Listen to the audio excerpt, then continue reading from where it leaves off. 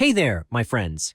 It's me and all my monsters back again for another episode of Filomania, and today we're diving into a full review of one of the most famous folding knives in the collector world, the legendary Hinderer XM-18. Now, this one right here is from the Vintage Series, and originally, trust me, it looked nothing like what you're seeing on the screen right now.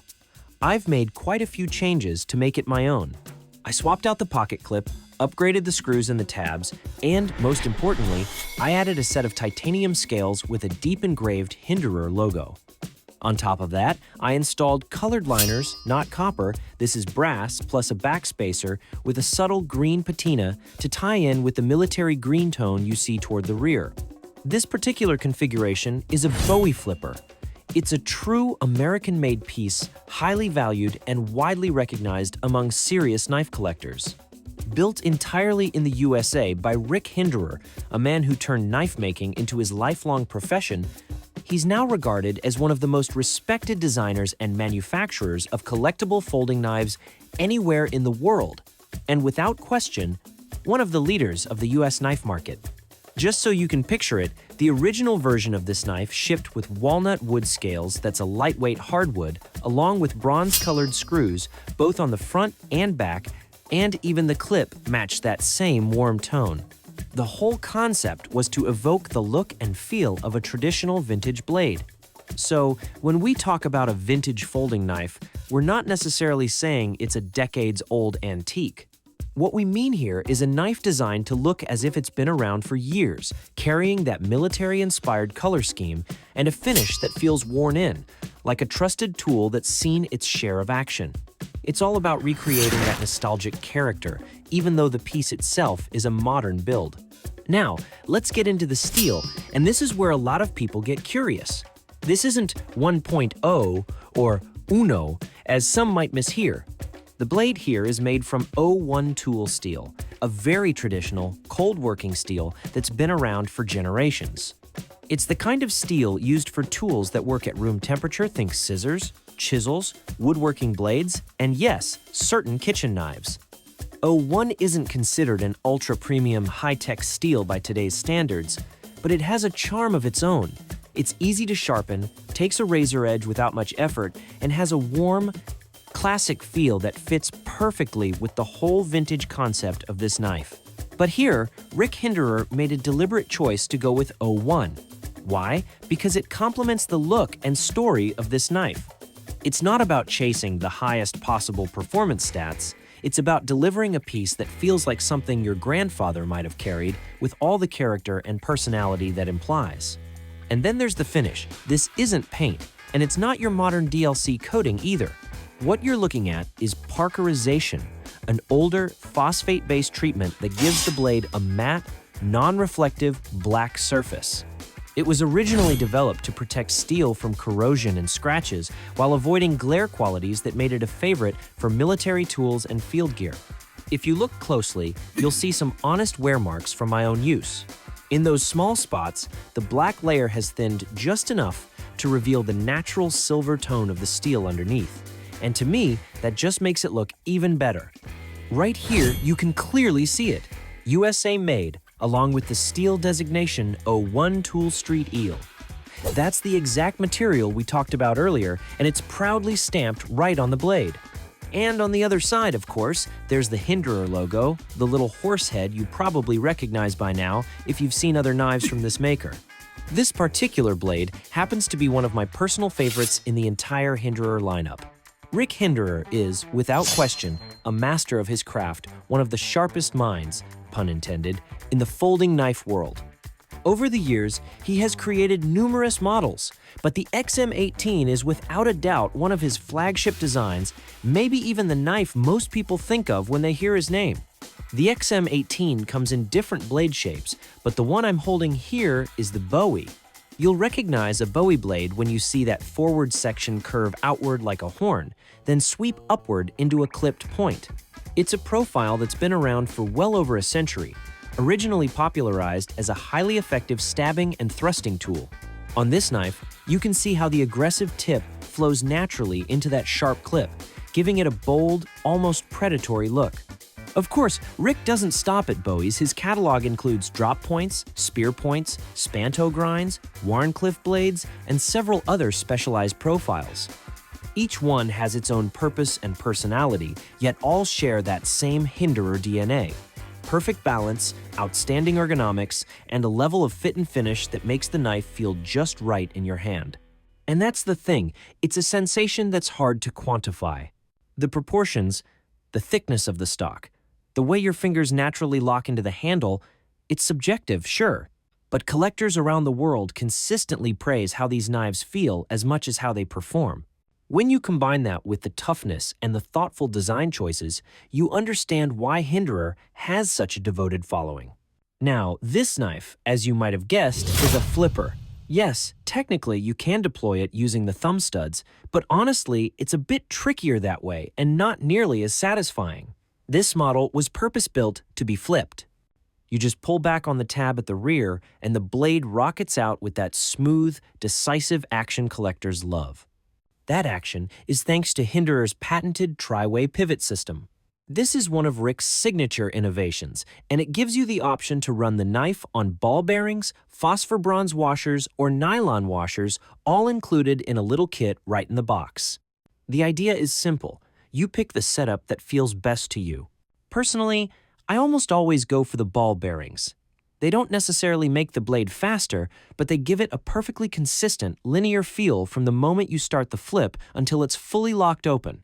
With bronze or nylon washers, you might notice a different sensation. Sometimes the blade leaps open at first and then subtly slows as it reaches lockup. It's a softer, more cushioned glide, and while some people swear by that buttery smoothness, others prefer the constant momentum of bearings. Like I always say, this is subjective. I've never timed it with a stopwatch, but in the hand, the difference is easy to feel. One of the defining traits of Hinderer knives is how customizable they are. You can swap out all kinds of parts, clips, scales, spacers, screws, and of course, the tangs or tabs that sit at the pivot. Take the tab you see here, for example. This one's in the shape of a little star, but there are plenty of different designs out there, some even engraved with the year of production or special commemorative patterns. It's all part of the fun. You can tailor the knife to match your taste, your collection theme, or even the rest of your EDC gear. It could be anything, really. Hinderer offers all sorts of tabs, each one made in-house and guaranteed to be original. You definitely want genuine parts, because the fit and finish are exactly what keep the knife performing perfectly. This knife also wears a custom pocket clip, not the one it originally came with. The clip I have on here features a bullet motif engraved with the stars and stripes of the American flag, which adds a nice patriotic touch. Now, here's the story I wanted to share about this particular piece. At one point, I swapped in this tab you see here. It originally came in anodized blue, and I just wanted to experiment with colors to see how it would play with the rest of the knife. In the end, I decided I didn't like the match and wanted to remove it, but it simply refused to come out. I tried everything, lubricating it with standard oil, applying 3-in-1, even a shot of WD-40 nothing worked. For those who aren't familiar, the tab should come off like a small cap.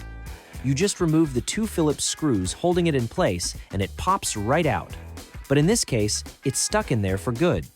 Eventually, I decided not to force it any further.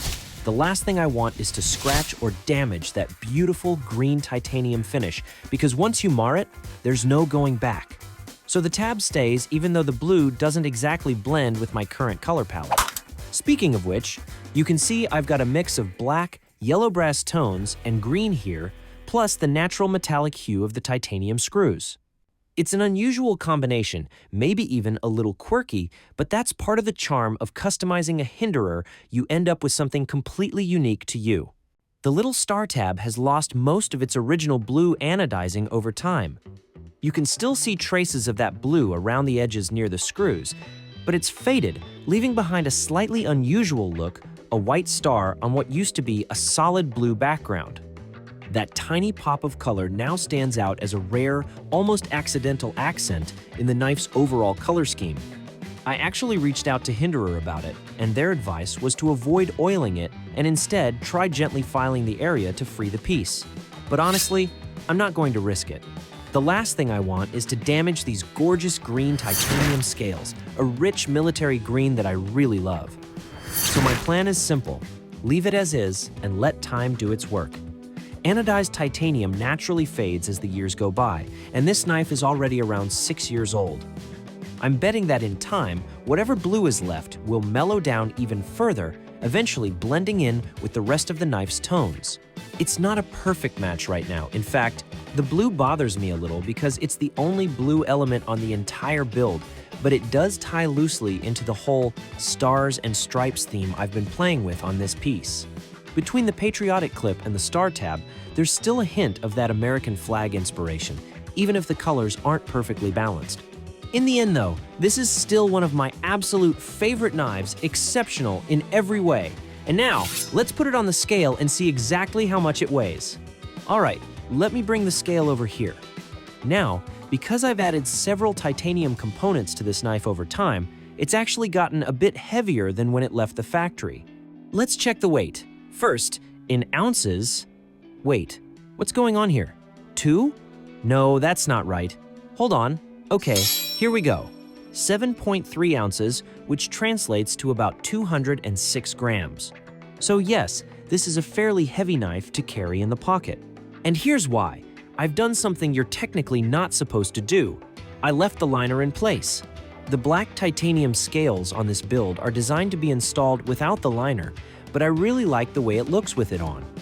Hinderer's instructions clearly say to remove the liner for proper installation, but leaving it in adds extra weight, and I actually prefer that because I'm a fan of heavier knives. Functionally, it makes no difference.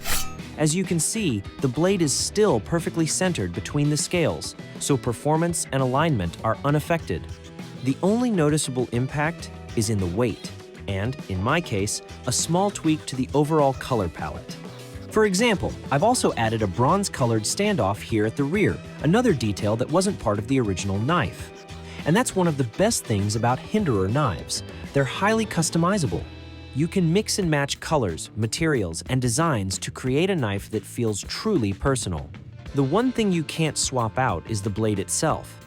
That's fixed. You buy the knife with its blade, and from there, you can change pretty much everything else. The tabs, the pocket clip, you can move it from one position to another, the standoffs, the scales, even the screws. And each of those parts comes in a range of finishes and patterns, so the possibilities for personalization are almost endless. On this side, you can see I swapped in black screws, and yes, even the pivot can be customized. Originally, they were bronze-colored, but I chose black for a more tactical look. Now, check out the small hole at the back. It's meant for threading a lanyard to help pull the knife out of your pocket. I never use lanyards, so I prefer to leave it empty, simple, functional, and uncluttered. Let me share a bit more about this knife. It's not a recent release. In fact, the Vintage Series XM-18, which pairs the classic design with traditional materials like O1 steel and parkerized finish, was launched in February 2019. That fits with my own memory. I think I picked it up around then from either GP Knives or Blade HQ. I can't remember which. Anyway, it's been part of my collection ever since, and it's here to stay. Just like that star tab that got stuck inside forever, I haven't been able to remove it. So, my friends, I hope you enjoyed this in-depth review of a truly iconic, American-made folding knife. Every single component is manufactured in the USA, showcasing the craftsmanship and rugged reliability of the brand. I have more from Hinderer to show you other models, different looks, so stay tuned. All my monsters, and I wish you a wonderful week. Peace, love, and take care. See you in the next episode of Filomania. Bye!